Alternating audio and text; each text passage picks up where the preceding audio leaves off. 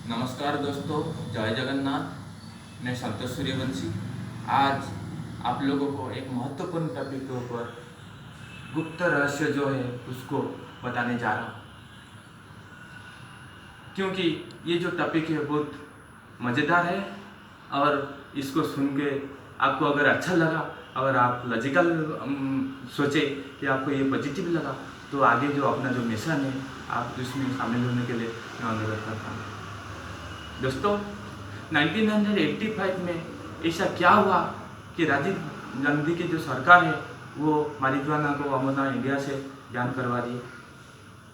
इसके ऊपर से जो इसके पीछे जो गुप्त रहस्य है उसके ऊपर जो पर्दा मैं हटाने जा रहा हूँ कि 1985 से पहले और इससे पहले ब्रिटिश के टाइम में भी, और उससे पहले मुगल के टाइम में भी, और उससे पहले हर बार मोहनजोदड़ो सभ्यता में अगर हम जाएंगे तभी ये मारिजुआना अपने इंडिया में चालू था। ऐसा क्या हुआ 1985 में राजीव गांधी जी ने इसको अपने इंडिया से बैन करवा दिया? ऐसा क्या हुआ? इसका वजह एक ही है कि pressure of foreign pharmaceutical companies, कि उन लोगों को बिजनेस अपने इंडिया में बढ़ाना था। इंडिया में पॉपुलेशन बहुत ज़्यादा है और इंडिया का जो लोग प्राचीन चिकित्सा पद्धति में यूज़ करते थे, जो कि इंडियन आयुर्वेद है, उसका जो मेरुदंड है उसको बयान करके, इसका मेरुदंड जो है उसको बयान करके हम ध्वंस कर दिए। इंडियन आयुर्वेद को हम ध्वंस कर दिए, उसके जगह में हम एलोपैथी को एंट्री करवा दिए। ये एक बहुत बड़ा षड्यंत्र है इंडिया के अगेंस्ट में, ये अपने को समझना पड़ेगा। क्योंकि यूएस के प्रेशर में इंडिया ने 1985 में मारिजुआना और हेम को सिंथेटिक ड्रग्स कैटेगरी में डाल दिया। मेरे को बताइए, ये सिंथेटिक कहाँ हुआ? एक गमला लिया, उसमें बीजा डाला, उसमें पानी दिया, वो पौधा हुआ। वो सिंथेटिक कहाँ हुआ? तो उसको सिंथेटिक ड्रग्स कैटेगरी में डालना ये एक हास्यास्पद बात है। इससे पीछे बहुत बड़ा रहस्य गुप्त है। इसके बारे में मैं आपको आज बताने जा रहा हूँ। मैं उड़ीसा सरकार को आरटीआई के थ्रू से मैं डाटा मांगा था कि लास्ट 3 साल में आप कितना हेम्प प्लांट्स डिस्ट्रॉय किए हो, आप मेरे को तथ्य दीजिए। वो मेरे को ये तथ्य दिए हैं कि उड़ीसा गवर्नमेंट ने ये मेरे को तथ्य दिया है। ये देखिए, उड़ीसा गवर्नमेंट ने ये मेरे को तथ्य दिए हैं कि लास्ट 3 साल में वो 4000 करोड़ का हेम्प प्लांट्स डिस्ट्रॉय किए हैं। ये देखिए, पूरा details data given by Orissa government कि 4000 करोड़ का वो हेम्प प्लांट्स डिस्ट्रॉय किए। मेरी बात ये है कि अगर कोई मैटर का वैल्यू नहीं है उसको हम डिस्ट्रॉय कर रहे हैं, तो उसका आप कौन सा मार्केट में आप इसको एस्टिमेट किए? इट्स 4000 करोड़। हम कोई पेड़ और पौधा को डिस्ट्रॉय करके हम क्या फायदा मिल रहा है? वो क्या ऑक्सीजन नहीं देता है? वो क्या प्राण एनर्जी नहीं देता है? तो ये this is the symptom of विनाश काले विपरीत बुद्धि। अंग्रेज जब गए 1947 में, वो एक बात बोल के गए कि 100 साल के बाद खुद भुला हो, क्योंकि वो दारू और सिगरेट छोड़ गए। हम उसको फॉलो कर रहे हैं, अपना प्राचीन कॉन्सेप्ट को हम भूलते जा रहे हैं, अपना इंडियन आयुर्वेद को हम डिस्ट्रॉय करते जा रहे हैं।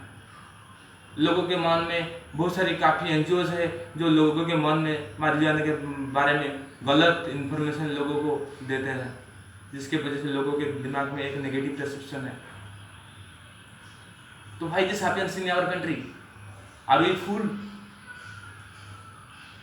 तो मेरे बोलना है कि जो अमेरिका के प्रेशर से इंडिया में इसको बैन किया है, वो अमेरिका में 29 स्टेट्स में ये लीगल है। जबकि हम क्या बहुत सारे इंटेलेक्चुअल है, हम इसको बयान करवा दिए। अमेरिका से हम ज़्यादा इंटेलेक्चुअल है, अमेरिका से हम डेवलप्ड ज़्यादा है। अमेरिका में हेम्प इंडस्ट्री का जो मार्केट जो अंश है, मार्केट से आ रहे वो 3 लाख करोड़ का है, जबकि इंडिया में 0 है। ऐसा क्यों है? हम उसको डिस्ट्रॉय करते जा रहे हैं, जबकि वो लोग उसका मेडिसिन बना के अपने को खिलाते जा रहे हैं। तो इसके बारे में थोड़ा आप अंदर से जाइए, क्योंकि आप और एक बात देखिए, अपना जो इंडिया में आयुर्वेद है, चरक जी अपना चरक का नाम सुने होंगे, जो इंडियन हिस्ट्री में सबसे बड़ा फिगर है, आयुर्वेद का जो बड़ा फिगर है, वो एक बुक लिखे हैं चरक संहिता में, उसको इंडिया बैकबोन बताया है, जो कि जो हेम्प्लांट से इंडियन आयुर्वेद का बैकबोन है। अगर हम कोई किसका बैकबोन हम डिस्ट्रॉय कर दे तो क्या खड़ा हो पाएगा? तो इसी वजह से हमारा जो आयुर्वेद है वो इंडिया से डिस्ट्रॉय हो गया, और इसके वजह से इसका वजह ओनली एमबीबीएस एक्ट है। और आपको जान के ये हैरान होगी कि ये जो हेम्प्लास हम डिस्ट्रॉय करें उसका मेडिसिनल बेनिफिट्स क्या क्या है। अगर बताऊंगा तो बहुत बड़ा लिस्ट है कि कितना क्या क्या मेडिसिनल बेनिफिट्स है, लेकिन ये आप सुन लीजिए एक ही बात कि अपना जो सत्य युग में ब्राह्मण लोग गांजा पीते थे, आद्य प्रसाद ऑफ लॉर्ड शिव, खाओ और खो जाओ, कनेक्टेड टू नारायण। क्योंकि अब तक कोई भी हिंसा गांजा पीने वाला लड़का कि आदमी कहीं पे भी हिंसा नहीं किया, क्योंकि खाना जैसे 3 टाइप का है, नशा भी वैसे 3 टाइप का है, सात्विक, राजसिक एंड तामसिक। जो दारू का नशा जो है राक्षस लोग पीते हैं, वो डेमोनिक नशा है, दैट इज तामसिक।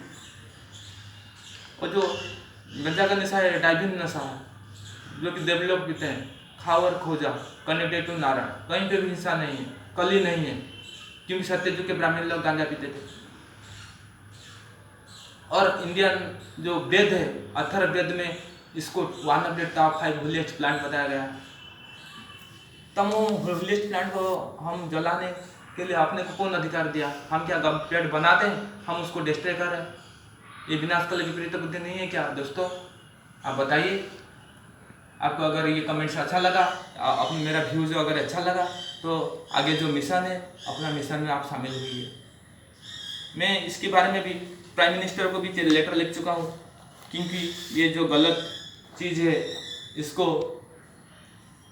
बंद किया जाए, क्योंकि अपना जो देश का मूल मंत्र जो है वेद में मारिजुआना को अप्रूव भी किया गया है, तो उसको हम क्यों डिस्ट्रॉय करें, इसके बारे में मैं प्राइम मिनिस्टर जी को भी मैंने लेटर लिखा।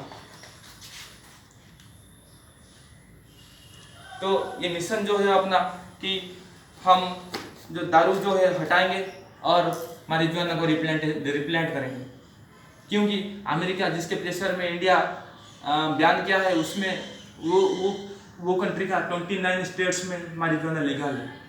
और आप जान के हैरान हो गए, New York is the highest consumer of marijuana and most billionaires are live in Newark.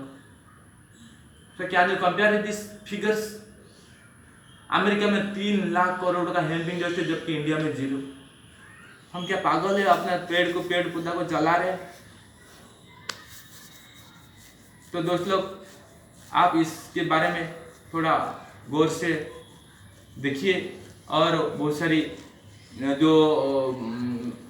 सारी मेडिसिनल चीज़ें जो मैं बता के ज़्यादा क्लमजी करना नहीं चाहता, क्योंकि इसके अगर हम मेडिसिनल बेनिफिट्स देखेंगे तो लाखों हज़ारों मेडिसिनल बेनिफिट्स है मारिजुआना का।